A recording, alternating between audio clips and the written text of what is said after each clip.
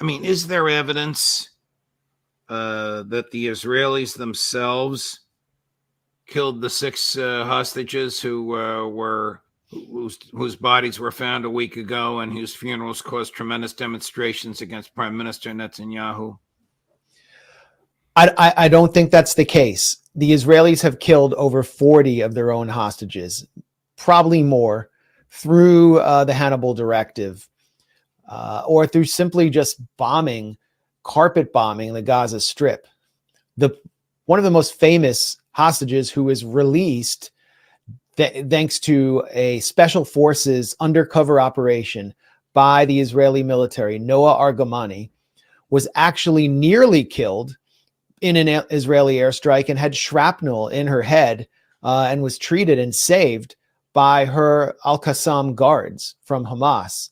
She recounted that actually in a hostage video, and the two hostages who were with her at the time were killed by the Israelis. She confirmed this after being released. Now, it's key to understanding why the six hostages were recently killed.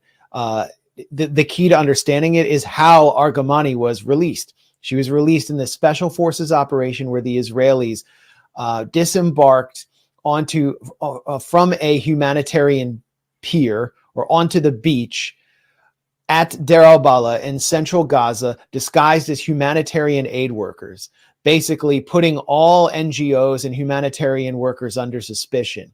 They were found out and caught as they entered central Deir al-Balah near the market where Argamani was identified by Israeli intelligence. And then Qassam teams opened fire on them. Israel ordered 6 2,000-pound bombs dropped on the market. A disgusting massacre ensued. Over 150 civilians killed, at least half of them children, all to release this one woman, a journalist, a prominent journalist in Gaza, who was in an adjacent apartment, was executed at point blank range along with his family by Israeli special forces, all to release this woman who was recently seen in her bikini dancing on the shoulders of her father at a beach rave.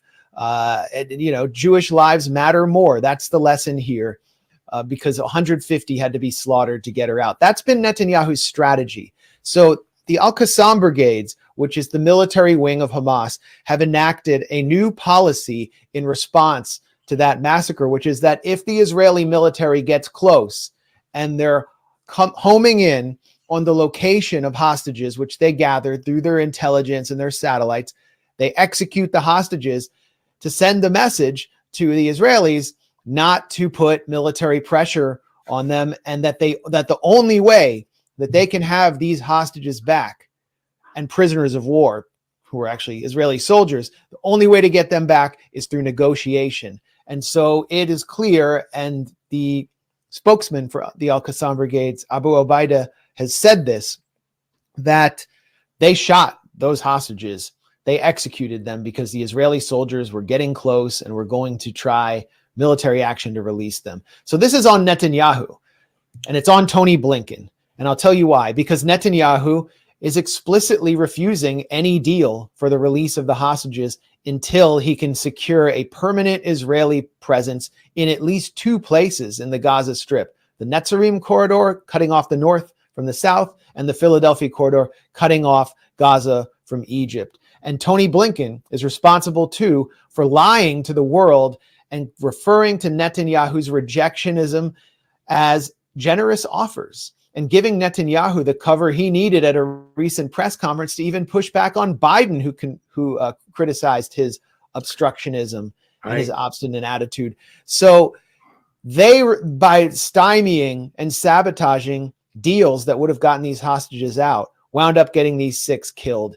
The blood is on Benjamin Netanyahu's hands. It's on Tony Blinken's hands. And all 6 of these hostages, including Hirsch Goldberg Poland, who is an American citizen who went to fight for Israel, all of them were put forward by Hamas for release in a deal in early July, which Netanyahu sabotaged.